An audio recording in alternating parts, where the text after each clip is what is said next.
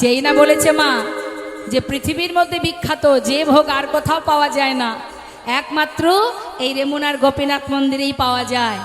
যেই না শুনেছে, শোনা মাত্রই পুরী গোসাই মনে মনে ভাবছে, আহ, যেটা জগৎ বিখ্যাত, যার এত স্বাদ, যে বিখ্যাত সেই অমৃত কেলি, তার স্বাদটা যে কেমন, যদি একটু বুঝতে পারতাম, একটু যদি পেতাম, তাহলে আমি আমার বৃন্দাবনে ওই গোপালকে খাওয়াতাম। যেই না মনে মনে ভেবেছে না মা, মনের খবর অন্তর্যামী বুঝতে পেরে গেছে। গোপীনাথ অন্তরে জানতে পারলেন। আর এদিকে পুরী গোসাই মনে মনে ভাবার পরে পরেক্ষণে আবার চিন্তা করছে, ছি ছি ছি, এ আমি কি করলাম? আমি লোভ করলাম, এটা তো লোভ। আমি তো অযাচক বৃত্তি পালন করেছি, কোনোদিন কারোর কাছে কিছু চাইবো না, তাহলে আমার মধ্যে লোভ জন্মালো কেন?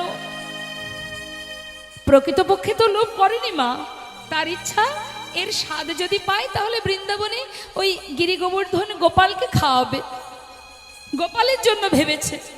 কিন্তু ওই যে নিজে ভেবেছে যে আমি যদি স্বাদ পাই, এইটা যে ভেবেছে, তার মনে আবার চিন্তা শুরু হয়ে গেল, ছি ছি ছি, আমি কেন লোভ করলাম, আমার মধ্যে কেন লোভ জন্মালো? না না, আমি এখানে আর থাকবো না, আমি এক্ষুনি চলে যাব।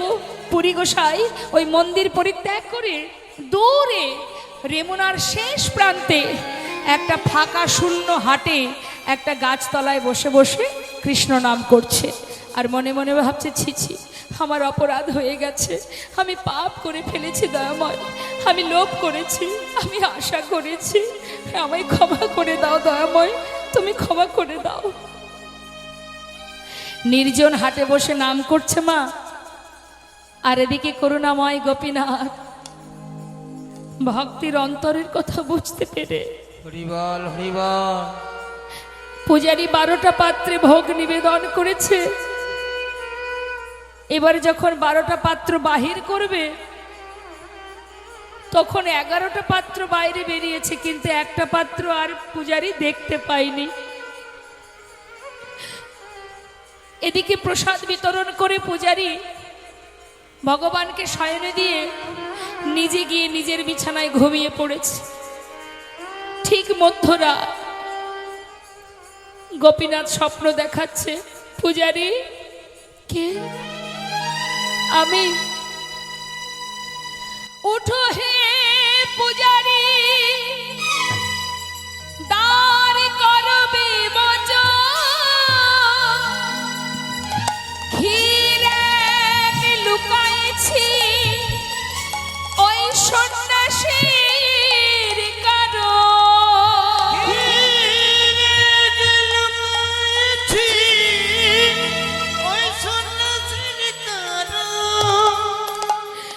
পূজারী ওঠো, আমার মন্দিরের দ্বার খোলো পূজারী, মন্দিরের দরজা খুলে ভিতরে প্রবেশ করো। দেখো আমার বস্ত্রের আড়ালে এক ভাণ্ড ক্ষীর লুকিয়ে রেখেছি আমি আমার ভক্তের জন্য। যাও পূজারী, রেমুনার শেষ প্রান্তে আমার ভক্ত বসে বসে আমার নাম গাইছে, তাকে পৌঁছে দাও। পূজারী স্বপ্নের মধ্যে দেখে ঘুম ভেঙে গেছে, তাড়াতাড়ি করে স্নান করে শুদ্ধ বসন পরে, তখনও কিন্তু মা অন্ধকার, মধ্যরাত। মন্দিরের দরজা খুলে হঠাৎ গোপীনাথের পরনের যে বস্ত্র, সেই বস্ত্রটা সরিয়ে দেখছে তার পিছনে এক ভাণ্ড ক্ষীর লুকিয়ে রেখেছে ভগবান। চরণটা জড়িয়ে ধরে কাঁদছে, দয়াময়, এ তোমার কেমন করুণা, এ তোমার কেমন দয়া দয়াময়, তুমি যে ভক্তের ভগবান প্রভু গো, তুমি তোমার পরম ভক্তের জন্য ক্ষীর চুরি করে রেখেছো। হে করুণাময়, সেই ক্ষীরের পাত্রটা মাথায় করে নিয়ে রাত্রির অন্ধকারে পূজারী ছুটতে ছুটতে যাচ্ছে আর বলছে, কে আছো, কোথায় আছো? মাধবেন্দ্রপুরী, যার লাগে গোপীনা ক্ষীর করলো চুরি।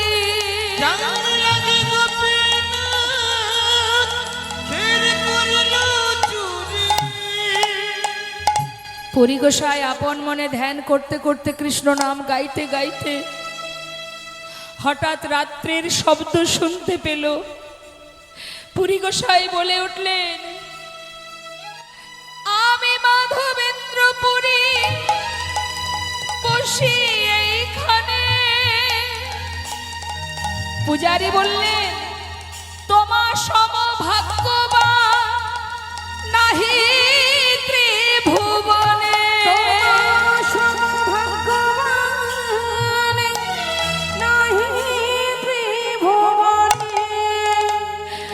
এই দেখো, তোমার জন্য ক্ষীর চুরি করেছে গোপীনাথ। তোমার মতো ভক্ত ত্রিজগতে আর কে বা আছে বলো? এই নাও, ক্ষীর নাও। পূজারী সেই ক্ষীর পুরী গোসাইকে দিয়ে পুরী গোসাইয়ের চরণে প্রণাম করে পূজারী চলে গেলেন। সেই ক্ষীরের পাত্রটা হাতে করে নিয়ে পুরী গোসাই চোখের জলে মুখ ভাসিয়ে কাঁদছে।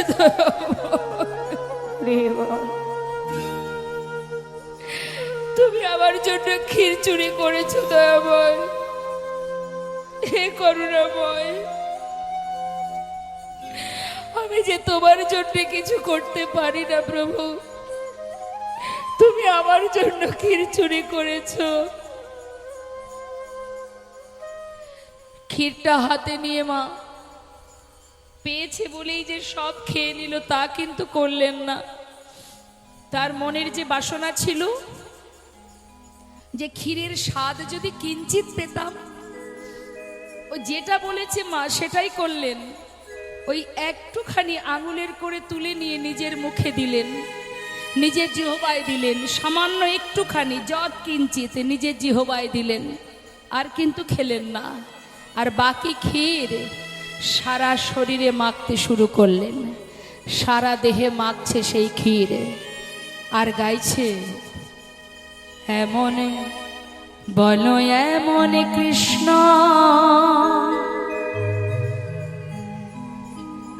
প্রেম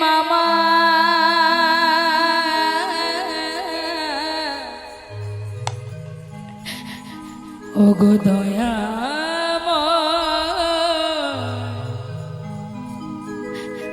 কবে বা হবে?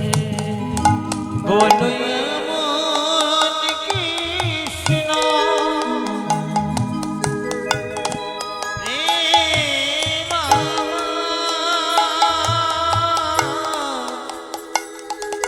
ওগো দয়াময় কবে বা হবে? বলো এমন কৃষ্ণ প্রেম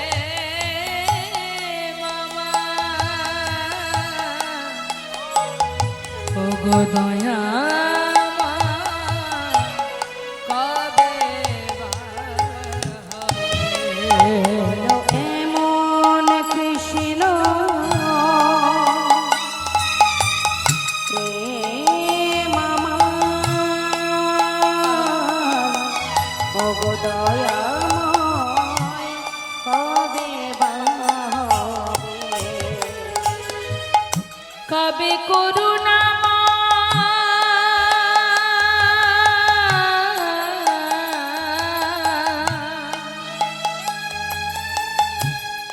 কবে করুণা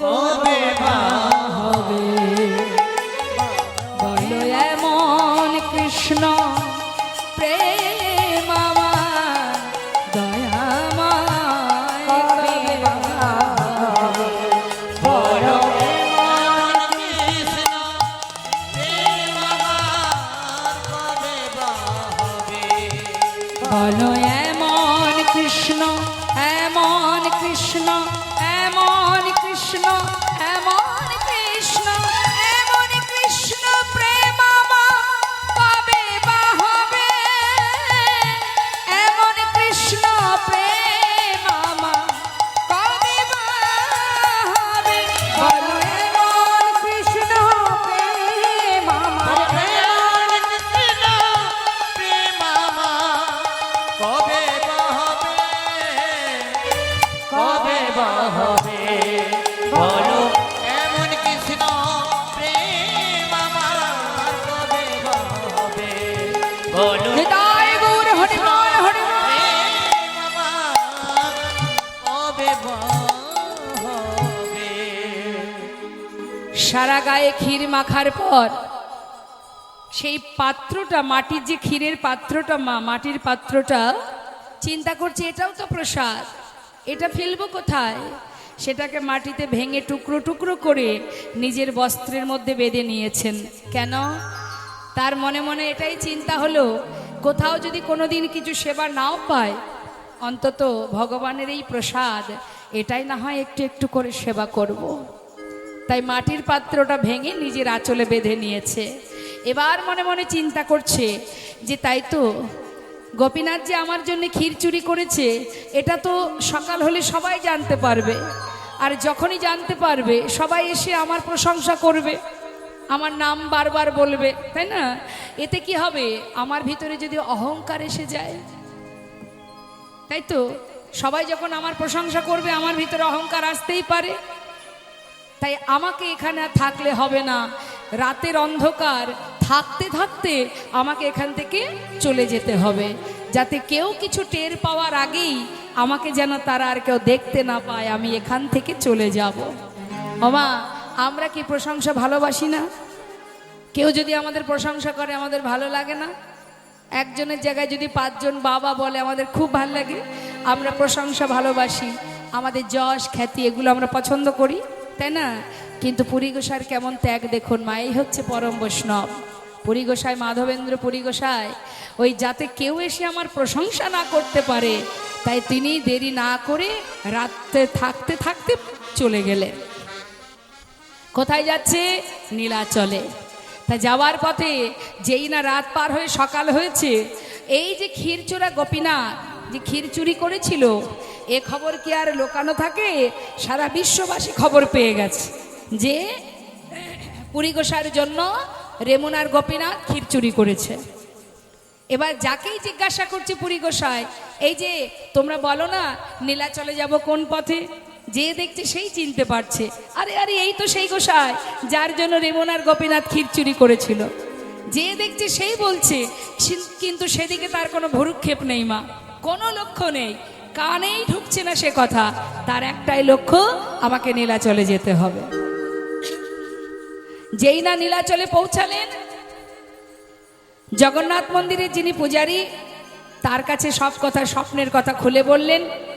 সে পূজারীও দেখে চিনতে পেরেছে যে ইনি তো সেই গোসাই যার জন্য রেমুনার গোপীনাথ ক্ষীর চুরি করেছিল। সে তাড়াতাড়ি করে তাকে আসন পেতে বসতে দিয়েছে। এবার এই খবরটা দিল কার কাছে? সেই সময় নীলাচলে যিনি রাজা ছিলেন ওই পুরীধামে, এবার রাজার কাছে যেই খবর দিয়েছে, রাজাও তাড়াতাড়ি করে এসেছে যে মাধবেন্দ্রকে দর্শন করবে। কেন না, যার জন্য রেমুনার গোপীনাথ ক্ষীর চুরি করেছে তাকে একবার দেখবো না, রাজাও এসেছেন স্বয়ং দেখবার জন্য। এবার কি করলেন?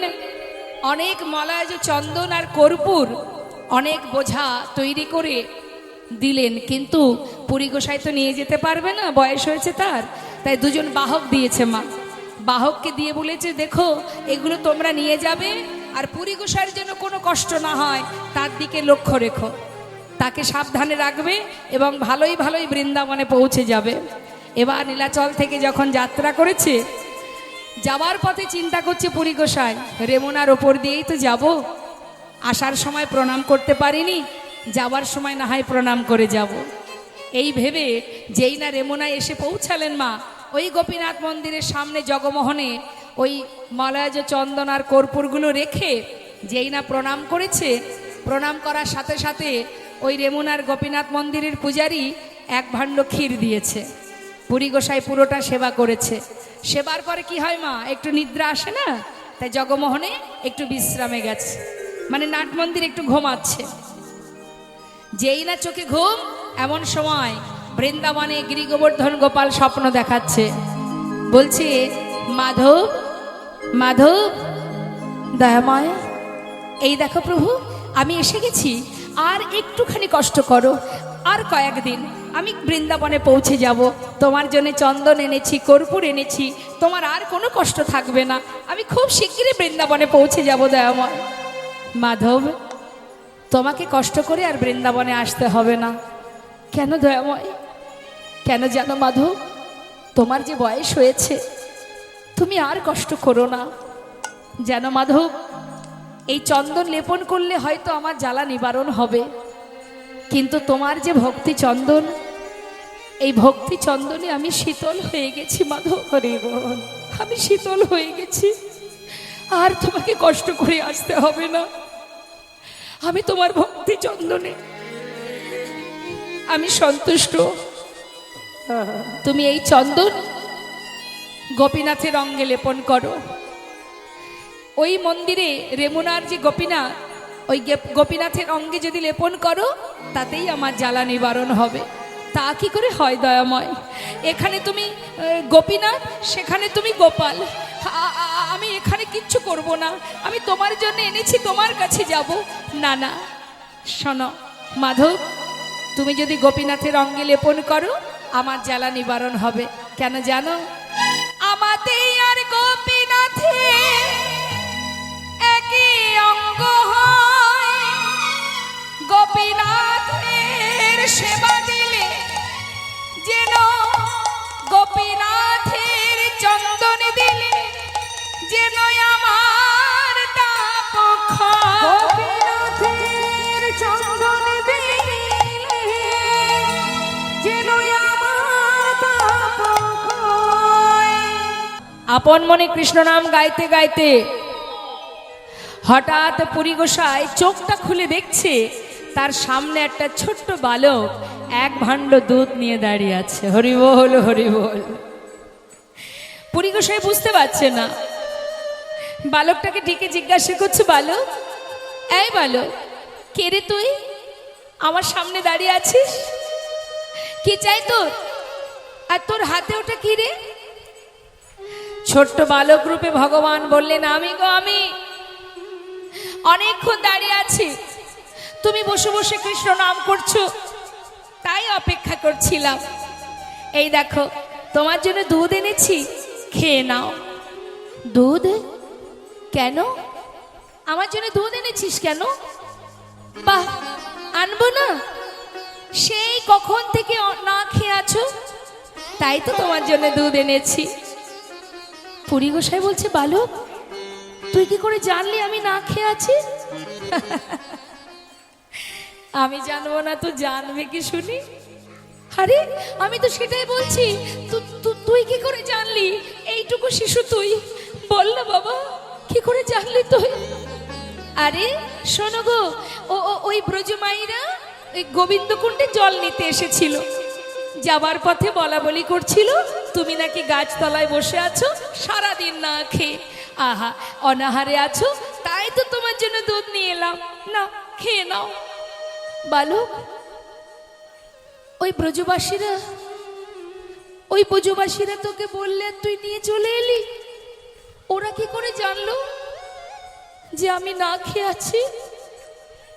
আমার তো কোথাও সন্দেহ হচ্ছে তুই সেই বৃন্দাবনের কৃষ্ণ নয় তো। হরিবল, হরিবল। কে বালক তুই, আমার জন্য এত বড় ভান্ডে করে দুধ এনেছিস? আমি তোকে চিনতে পারছি না বাবা। আচ্ছা আচ্ছা বালক, বলছি যে তোর নাম কি রে?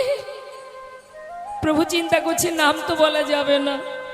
ওমা, ভক্ত যদি মন প্রাণ জীবন যৌবন সর্বস্ব ভগবানের চরণে সঁপে দেয়, ভক্ত যদি অনাহারে থাকে, ভগবান কোনোদিন সেবা করতে পারে না। ভক্তের বোঝা তো ভগবানই বয় গো।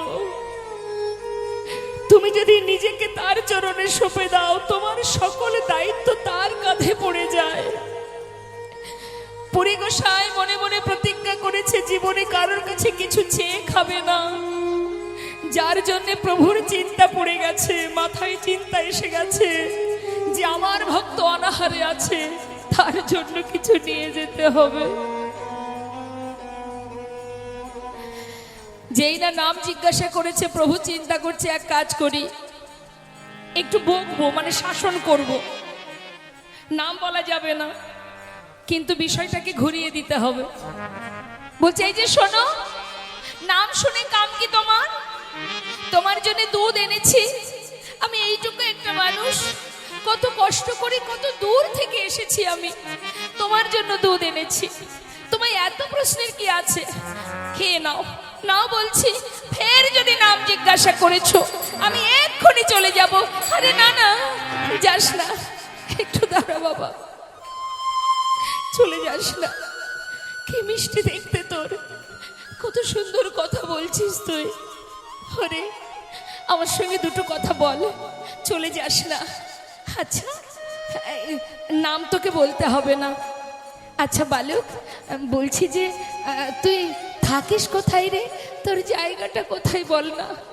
হমা, ভক্তের অন্তরে কিন্তু সাড়া দিচ্ছে যে স্বয়ং ভগবান এলেন না তো, কিন্তু বুঝতেও পারছে না, তাই বারবার প্রশ্ন করছে, বল না বাবা, তুই থাকিস কোথায়?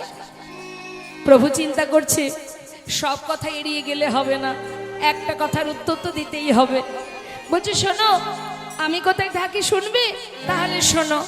বালক কাহে, বালক কাহে গোপয় আমি,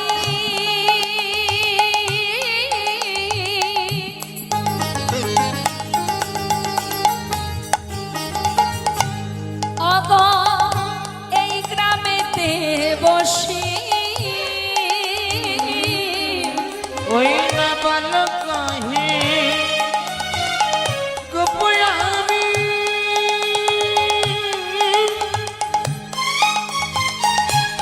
হরি বল। ওই না এই গ্রামেতে বসি। শোনো, আমার গ্রামেতে কেহ না রহে উপবাসী গো, আমার গ্রামেতে কেহ না রহে উপবাসী।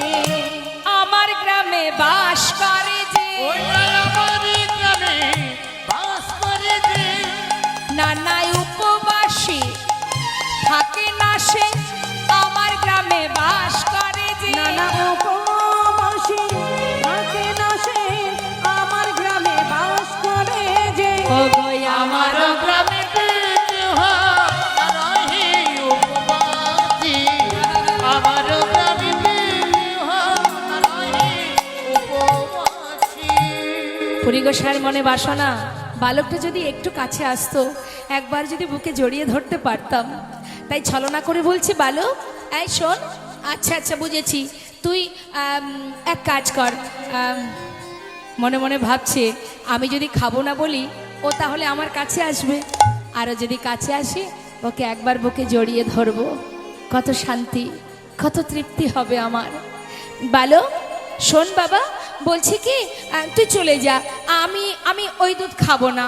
খাবে না? কত কষ্ট করে তোমার জন্য নিয়ে এলাম, তুমি খাবে না? কেন গো, কেন খাবে না? খাও না। না খাবো না, খাও না। ওমা, ভক্ত খাবে না বলছে, আর ভগবান ভক্তকে যেচে যেচে সেদে সেদে খাওয়াচ্ছে। এমন ভক্ত জগতে কয়জন আছে? কজনে হতে পারে এমন ভক্ত? খাও না হরিবল হরিবল। বলছি, আর এক পা এক পা করে এগিয়ে যাচ্ছে। খাও না, খাও না, যতবার বলছে আর একটু একটু করে এগিয়ে যাচ্ছে। আর পুরী গোসাই ভাবছে, আয় আয় না, একটুখানি আয়, আর একটু এলেই আমি তোকে একবার জড়িয়ে ধরবো। মনে মনে যেই না ভেবেছে মা, অন্তর্যামী অন্তরের খবর পেয়ে গেছে। আর যেই না বুঝতে পেরেছে যে আমাকে জড়িয়ে ধরবে, আর না দাঁড়িয়ে, মানে এক পা এগিয়ে না গিয়ে দাঁড়িয়ে পড়েছে।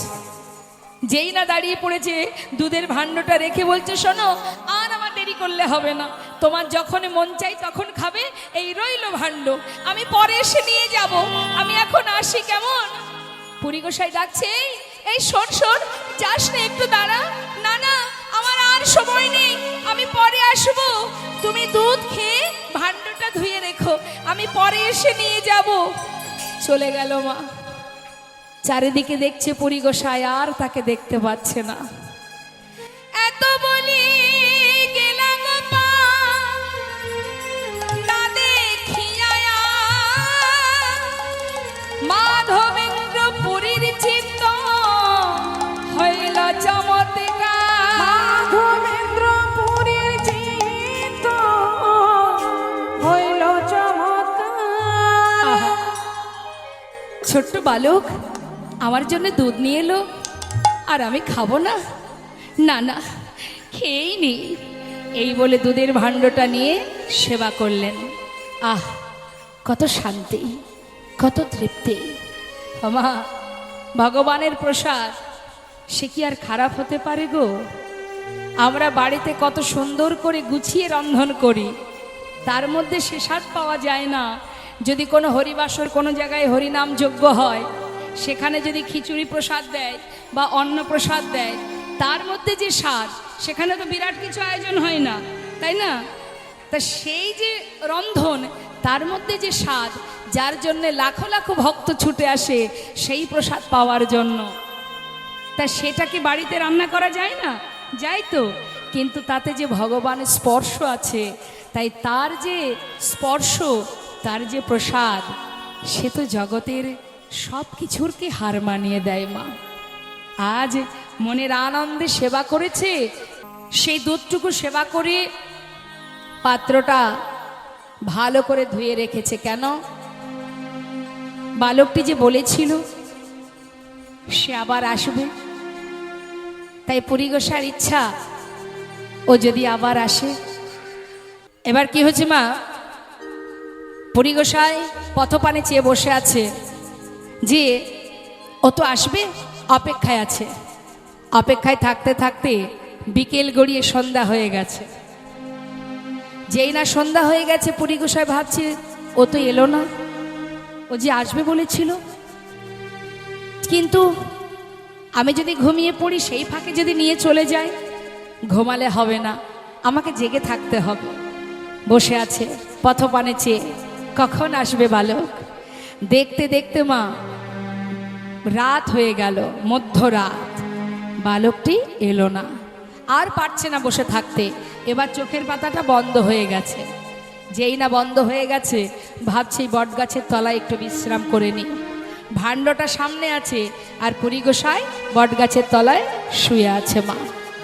ঝড় বৃষ্টি সবই মাথার উপর দিয়ে বয়ে যায়। কাকে ভক্ত বলে একবার ভাবুন, কাকে বলে ভক্ত? আমরা সারা জীবন ধরে সুখেই জীবন যাপন করছি, তার মধ্যে দিনে ভগবানকে দুটো বাতাসা দেওয়ার সময় আমাদের হয় না। আর পরম বৈষ্ণব পুরী গোসাই, যার মাথার উপর দিয়ে ঝড় বৃষ্টি তাপ সব চলে যায়, মুখে শুধু কৃষ্ণ নাম। অপেক্ষা করতে করতে যেই না নিদ্রা এসেছে, চোখের পাতা বন্ধ হয়ে গেছে, হঠাৎ স্বপ্নের মধ্যে প্রভু দেখাচ্ছেন। কি বলছে? মাধব, মাধব। কে? মাধব, আমি দয়াময়। তুমি তুমি এসেছিলে আমার কাছে, তুমি আমার কাছে এসেছিলে দয়াময়, আমার জন্য দুধ এনেছিলে তুমি। হে ভগবান, হে করুণাময়, জগতের জীবে তোমাকে সেবা দেওয়ার জন্য ছটফট করে আমি তোমায় সেবা দিতে পারলাম না, আর তুমি নিজে এসে আমাকে সেবা দিয়ে গেলে দয়াময়। তুমি আমাকে সেবা দিলে। হে দয়াময়, তুমি এসেছিলে আমি বুঝতে পারিনি দয়াময়। হে গোবিন্দ, হে ভগবান, তুমি তুমি যে বলেছিলে আবার আসবে, তুমি এলে না কেন? বলো না প্রভু, তুমি এলে না কেন? মাধব, আমি কেন আসিনি জানো?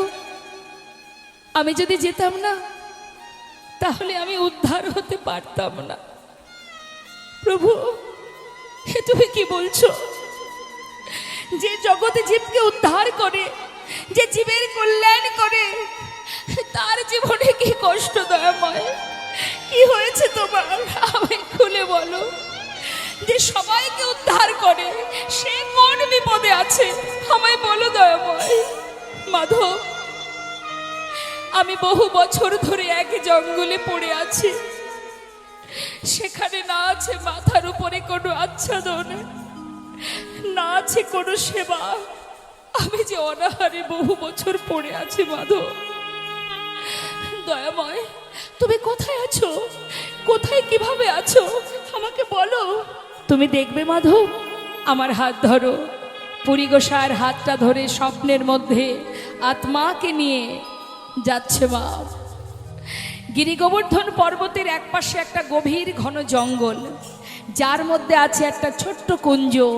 যে কুঞ্জের মধ্যে বহু বছর ধরে গিরি গোবর্ধনের গোপাল সেখানে লুকায়িত আছে। বছরের পর বছর যায় বলে ওই দিনের পর দিন পড়ে থাকতে থাকতে তার পুরো দেহটাই মাটির তলায় চাপা পড়ে গেছে। এটা কি করে হয়েছে? আগেকার সময় মুসলমান শাসিত সমাজ যখন ছিল, হিন্দুদের মন্দির ভেঙে দেওয়া হতো। তাই ওই গিরি গোবর্ধনের গোপালের যিনি সেবা দিতেন, সেই পুরোহিত তিনি ভেবেছিলেন মন্দির ভেঙে দেয় দিক, অন্তত গোপালকে যদি কোথাও লুকিয়ে রাখা যায়, পরবর্তীতে গোপালকে নিয়ে আবার আমি প্রতিষ্ঠা করব। তাই সেই জঙ্গলের মধ্যে তাকে লুকিয়ে রেখে বলেছিলেন সেই পূজারী যে, হে প্রভু, তুমি এখানেই থাকো, আমি যদি জীবনে বেঁচে থাকি আবার আসব, আবার তোমায় প্রতিষ্ঠা করব। কিন্তু সে আর ফিরে আসেনি মা। সেই দিন থেকেই বছরের পর বছর পড়ে আছে ওই মাটির তলায় চাপা পড়ে। প্রখর রৌদ্রের তাপ সর্বশরীর জ্বলে যায়, কখনো শীত কখনো বর্ষা তার মাথার উপর দিয়ে বয়ে যায়। অনাহারে দিন কাটে গোপালের। আজ ভগবান মাধবেন্দ্র পুরী গোসাইকে দর্শন করে বললেন, মাধব, আমি বহুদিন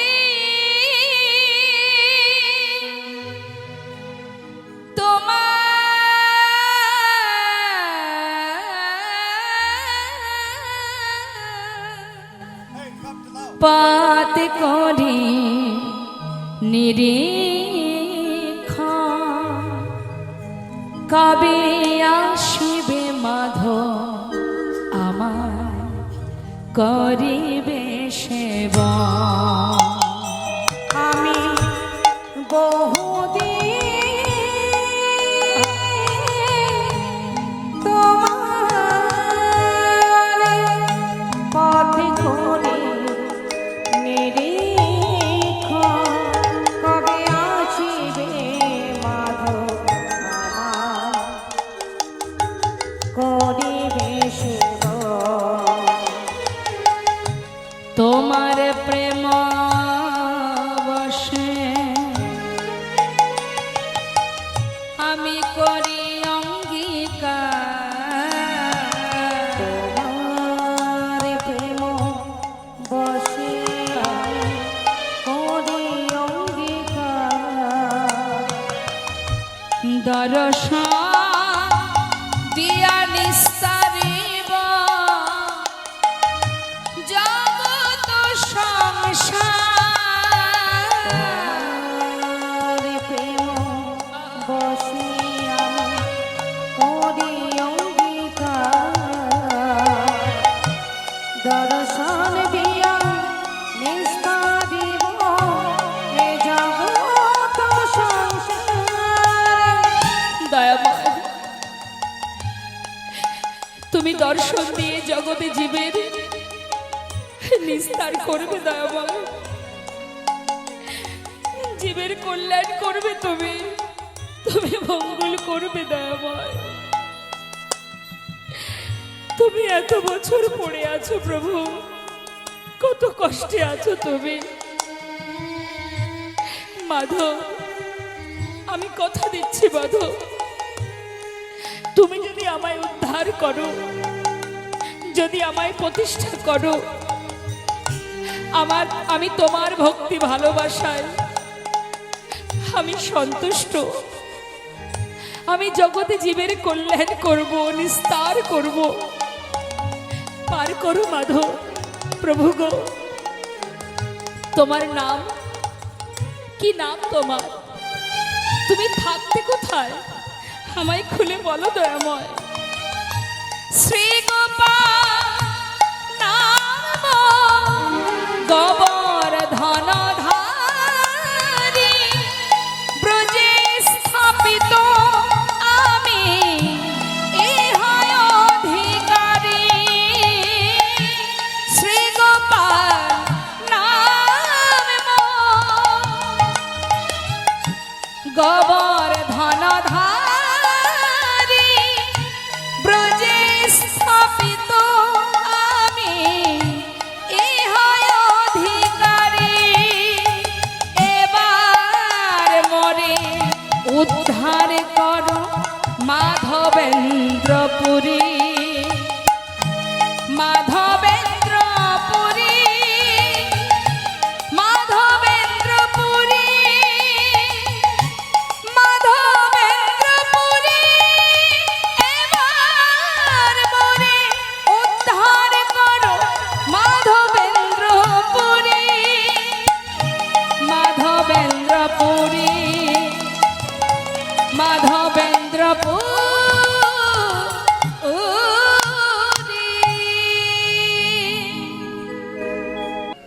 কৃষ্ণ কথা, লীলা কথা, কীর্তন আস্বাদনের মূল বিষয় হচ্ছে চিত্তকে স্থির করতে হবে। কারণ এটা কোনো ফাংশন নয়, এটা কোনো সিরিয়াল নয়, এটা কোনো যাত্রা নয়, এটা একমুখী 10 জনের কথা বলা। তাহলে যে বলছে তার থেকে গুরুত্ব হচ্ছে যারা শ্রবণ করছেন।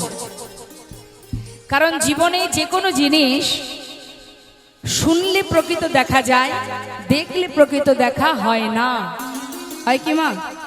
কাউকে দেখলে, চোখে দেখলে চেনা যাবে?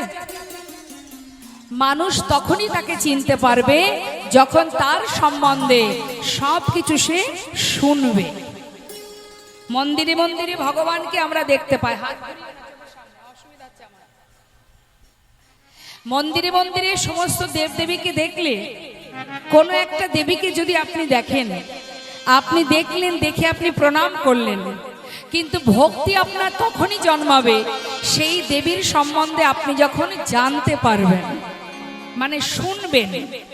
তাহলে শোনার কাজ কার মা? শ্রবণ। দেখার কাজ নয়ন। চোখে যেটা আমরা দেখি সেটাই প্রকৃত দেখা নয়। দেখা কি সঠিক হয়? শোনা, শোনা যদি সঠিক হয় তবেই প্রকৃত দেখা হয়ে যায়। নিতাই গৌর হরি বল। তার মানে চোখ দিয়ে প্রকৃত দেখা যায় না, কান দিয়ে, শ্রবণ দিয়ে প্রকৃত দেখা হয়। আপনারা যে আসনে বসে আছেন, এটা শ্রবণের আসন, সঠিকভাবে জানার আসন। সারা বছর ধরে পড়াশুনো করে, শিক্ষক মহাশয়ের কথা শ্রবণ করে, শুনে, সব জায়গায় তো আর মানুষ যেতে পারে না, পারে কি? শুনে তারপর কিন্তু এক্সাম আসে এবং এক্সামে সঠিকভাবে অ্যান্সার করলে তবেই ভালোভাবে রেজাল্ট করা যায়। তার মানে কি? শোনা যদি সঠিক হয় তাহলে সঠিকভাবে তোমার জানা হয়, চেনা হয়। তাই আজ যে ভক্তের কথা আমরা শ্রবণ করব, আমরা সবাই মনে করি আমরা ভক্ত, আমরা ভগবানকে ভালোবাসি, আমাদের মতো ভক্ত আর কেউ নাই। কিন্তু যে লীলাটা আপনারা শুনবেন, প্রকৃত ভক্ত কাকে বলে একটু মন দিয়ে শুনতে হবে। চিত্ত চঞ্চল হলে অসুবিধা। আপনারা যদি মন চঞ্চল করেন তাহলে কীর্তন বন্ধ করে আপনাদের সঙ্গে আমি অন্য গল্পে মত্ত হয়ে যাব। আর যদি মনে প্রাণে কৃষ্ণ কথা শ্রবণ করেন তাতে আপনাদেরও মঙ্গল, আমারও মঙ্গল। কেমন? জয় রাধা। পদাবলিতে বৈষ্ণব মহাজন কি বলছে কথাগুলো মন দিয়ে শুনুন। বলছে জয় জয় গৌরচন্দ কারণ্য করুণায়েন্দু পতিতি জীবের বন্ধু হরি। কে কে গেছেন নবদ্বীপে একটু হাত তুলে দেখাবেন। সে ধাম নবদ্বীপ ধামে গৌর দর্শনে কে কে গেছেন? আচ্ছা, আর যারা হাত তোলেননি যাওয়া হয়নি? আচ্ছা, দীঘায় কে কে গেছেন একটু হাত তুলে দেখান। দীঘার সংখ্যা বেশি, নবদ্বীপের সংখ্যা কিন্তু কম। কেন নবদ্বীপে যাওয়া হয়নি কেন? ওমা বলুন তো, কলির ভগবানকে, অর্থাৎ আমাদের ভগবানকে সর্বনাশ হয়ে গেছে। কৃষ্ণ নয়, কৃষ্ণ কোথায়? সে তো দাপর যুগে। এখানে কোথায় কৃষ্ণ? কলির ভগবানকে গৌর হরি। ভুল করবেন না, নিজের পিতাকে চিনতে যদি ভুল করেন তাহলে ঠিকানাও ভুল হয়ে যাবে, আর পথে চলাটাও ভুল হয়ে যাবে, জীবনটাও ভুল হয়ে যাবে। কৃষ্ণকে কে চেনালো? কৃষ্ণ কোথায় ছিল? কৃষ্ণ দাপর যুগে এসেছেন। কৃষ্ণ হচ্ছে দাপর যুগের কৃষ্ণ অবতার, আর আমরা কলির জীব। আমরা কলিতে জন্ম নিয়েছি, দাপর গেছে, তারপরে কলি এসেছে। তাহলে কলির জীব হয়ে কৃষ্ণকে চিনব কি করে? দাপরে কে কোথায় এসেছিল না এসেছিল জানলাম কোথা থেকে? শাস্ত্রে বললেন, যদি গৌর না হইতো কেমনে হইতো, কেমনে ধরিতাম দে রাধার মহিমা প্রেম রস সীমা, এই জগতে জানা তোকে। অর্থাৎ গৌর হরি জানিয়েছেন তাই আমরা জেনেছি। এই গৌর হরি হচ্ছেন কৃষ্ণ, এই গৌর হরি হচ্ছেন রাধা। বৃন্দাবনে রাধা কৃষ্ণ দেহ দুটো আলাদা, কিন্তু কলিযুগে গৌর হরি। ওই দেখুন আমার মায়েদের অবস্থা দেখুন, সামনে দিয়ে একজন যাচ্ছে তার দিকে তাকিয়ে আছে, যেন মনে হচ্ছে কোনোদিন তাকে দেখেনি। কোনো লাভ আছে এসব দেখে? কথাটা মন দেন। প্রকৃত যদি কেউ যুগল দেখতে চায় মা, প্রকৃত যদি কেউ যুগল দেখতে চায়, তাহলে গৌরহরিকে যদি কেউ দেখতে পারে, নবদ্বীপ চন্দ্র গৌরহরিকে যদি কেউ দেখে, তাহলে রাধা কৃষ্ণের যুগল দর্শন হয়ে যায়। কেন বলুন তো? বৃন্দাবনে রাধা কৃষ্ণ আলাদা আলাদা দেহ, কিন্তু কলিযুগে সেই দুই দেহ নদিয়ায় গৌর সুন্দর। তাহলে একই অঙ্গে দুটো দেহ, তাই তো? তাহলে যদি গৌর হরিকে দেখি তাহলে কিন্তু যুগল আমাদের দেখা হয়ে যাবে। হ্যাঁ, তা সেই গৌর হরি ভাবের আবেশে যখনই এই লীলাগুলো বলেছেন, তখনই মহাজন যারা যারা তার পার্শ্বদবিন্দু ছিল, ভক্ত যারা ছিল, ওই মহাপ্রভুর মুখে শুনেছে, সাথে সাথে সব কলমে পদাবলী করেছেন। আর যার কারণে সেই মহাজনী পদাবলী দ্বারাই আমরা গোবিন্দকে চিনেছি, রাধারানীকে চিনেছি, এবং বৃন্দাবনের লীলা সম্বন্ধে জেনেছি। তাই তো শাস্ত্রে বললেন, গৌরহরি না হলে কে জানাতো, নদিয়ার চাঁদ গৌর সুন্দর। শুধু তাই নয় মা, তিনি যে শুধুমাত্র লীলা প্রকাশ করেছেন তা নয়, সেই সাথে সাথে কলিহত জীবকে উদ্ধারও করেছেন। একদিকে ছিল তার লীলা, একদিকে ছিল তার জীবকে উদ্ধার করা। তা জীবের জন্য কি এনেছে? মধুমাখা হরিনাম। কে দিয়েছে হরিনাম? ধরল গ্রহণ করো বলে। সেই করুণাময় দয়াল নিতাই চাঁদ, করুণাময় গৌর সুন্দর, অদ্বৈত আচার্য প্রভু হরিদাস ঠাকুর, যারা এই হরিনাম এনেছেন জীবের উদ্ধারের জন্য, কলিজীবের দ্বারে দ্বারে দিয়েছে। কথা বলার সময় হালকা রিভাব রাখুন না, একটু রিভাব রাখুন। জয়নিতাই জয়নিতাই, হরে কৃষ্ণ, জয় রাধে, হরে কৃষ্ণ, জয় রাধে রাধে, জয়নিতাই জয় গৌর, জয় রাধে রাধে, হরে কৃষ্ণ। ঠিক আছে। তাই বৈষ্ণব মহাজন বললেন, ঘোর কলিযুগে যে সহজ উপায় আমার করুণাময় প্রভু দিয়েছেন, অন্য কোনো যুগে ছিল না। তা এই ঘোর কলিযুগে কি সহজ উপায় দিয়েছে? বললেন অতি সহজে, অতি সহজে ভগবানের চরণ পাওয়া যায় যদি কোনো ভাগ্যবান ভাগ্যবতী গুরুচরণ আশ্রয় করে হরিনাম মহামন্ত্র জপ করতে পারে। কারণ নাম ছাড়া কলিজীবে আর কোনো ধর্ম নেই।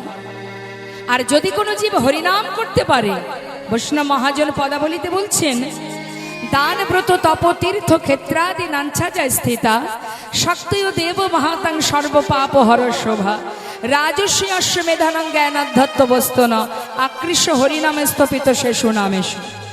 তার মানে মা, দান করো, ব্রত করো, যজ্ঞ করো, কেউ বা মা কালীর পূজা করে, কেউ বা সৌর সাধনা মানে সূর্যের পূজা করে, কেউ বা গণেশ পূজা করে, কেউ বা লক্ষ্মী পূজা, তাই না?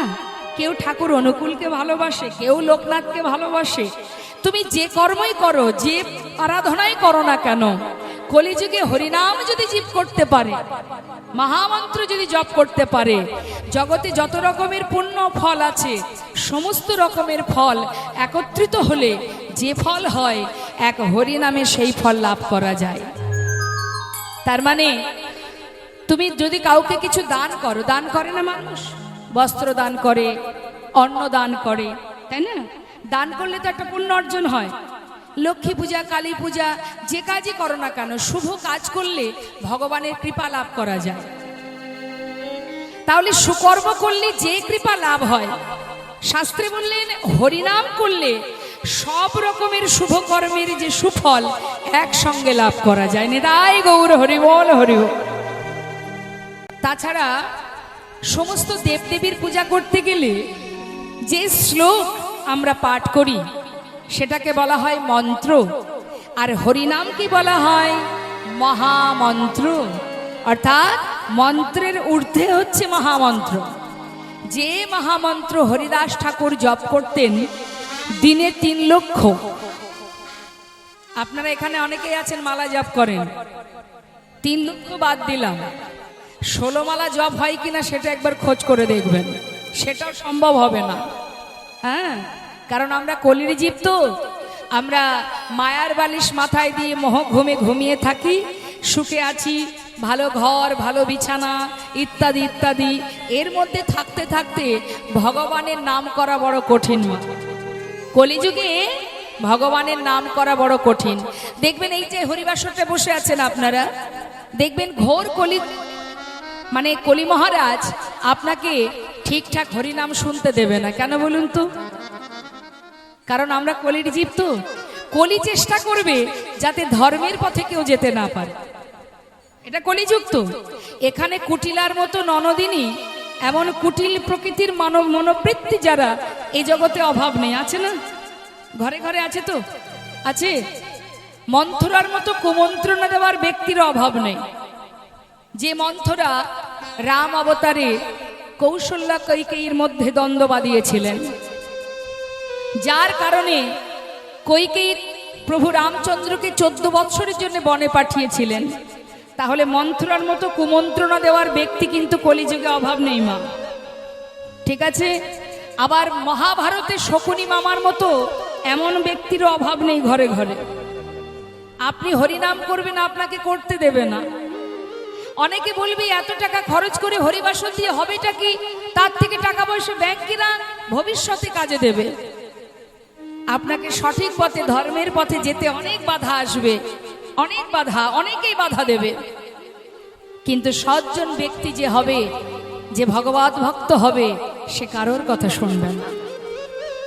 তো মা, এইখানে এই যে আপনারা শ্রবণ করছেন, দেখবেন কলিযুগে যারা হরিনাম শোনে তাদের দেখবেন ওই 3 ঘন্টা বসে হরিনাম শোনা ধৈর্য অনেকের থাকে না, ঘুমিয়ে পড়ে না? কি ঘুম আসে? তো মালা জপ করবেন, ঘুম আসবে। কৃষ্ণ কথা শুনবেন, ভাগবত কথা শুনবেন, ঘুম আসবে। মানে কলি আপনাকে কোনোভাবেই ধর্মের পথে যেতে দেবে না।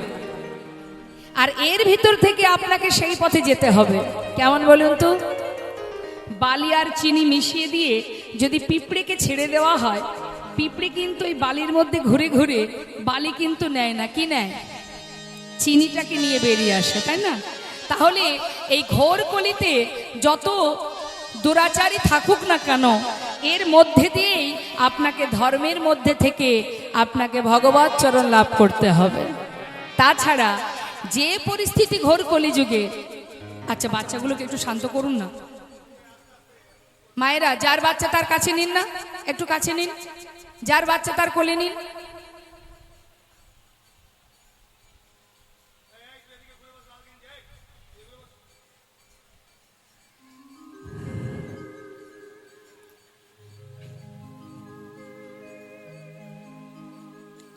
তো এবার বৈষ্ণব মহাজন বললেন, ঘোর কলিযুগে দুরাচার, পাপাচার, ব্যভিচার যাদের অভাব নেই, তার মধ্যে দিয়ে প্রভু দেখলেন কলিহত জীবের সময় খুব কম, তাই অতি সহজ উপায় ওদের জন্য আমাকে দিতে হবে। কি দিলেন না, অপবিত্র পবিত্র বা সর্ববস্থাঙ্গত পেবা যশরে পুণ্ডরিকাক্ষ সবার জবান্তর সূচি, অর্থাৎ জীব পাপ করুক, সূচি থাকুক, অসুচি থাকুক, যেখানে থাকুক, যেমন থাকুক, যদি একবার হরিনাম গাইতে পারে, মহামন্ত্র জপ করতে পারে, তার সমস্ত পাপ থেকে সে মুক্তি লাভ করবে এবং আমার চরণ পাদপদ্ম লাভ করবে। কি বললেন মা? সূচি অসুচি, পবিত্র অপবিত্র, তাতে কোনো দুঃখ নেই, হরিনাম করো। একবার হরিনামে যত পাপ হরে, জীবের সাধ্য নেই জীব তত পাপ করে।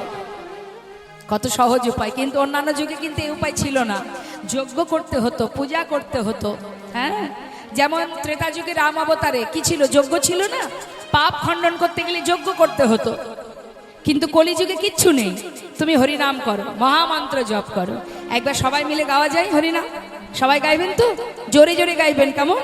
আচ্ছা, আমি গাইব, আমার শেষ হলে আপনারা গাইবেন।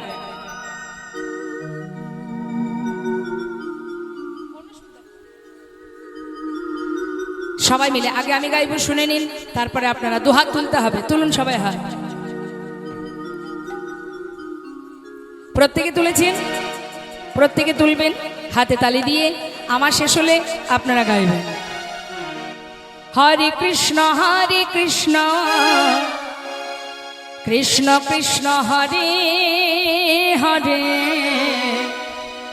হরে রাম রাম রাম হরে হরে, হরে কৃষ্ণ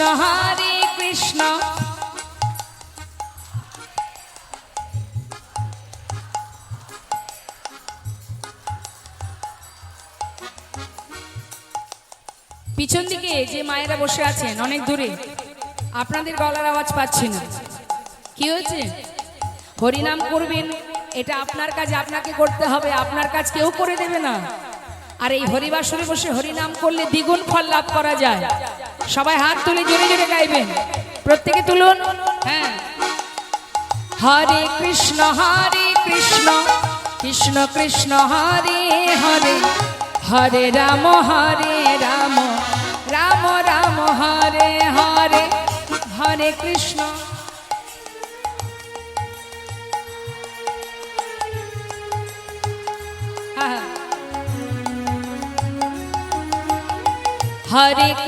হরে কৃষ্ণ কৃষ্ণ কৃষ্ণ হরে হরে, হরে রাম রাম রাম হরে হরে, হরে কৃষ্ণ হরে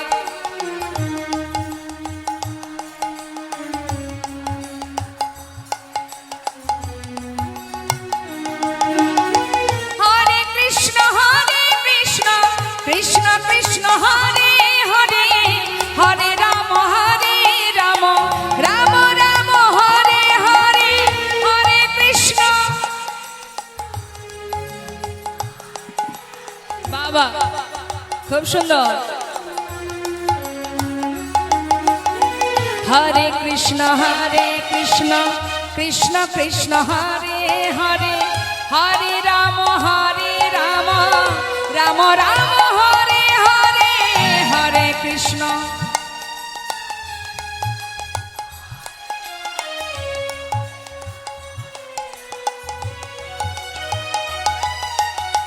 হরে কৃষ্ণ নিতাই গৌর হরি বল, হরি বল।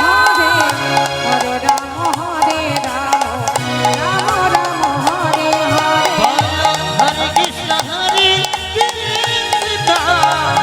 কৃষ্ণ কৃষ্ণ হরে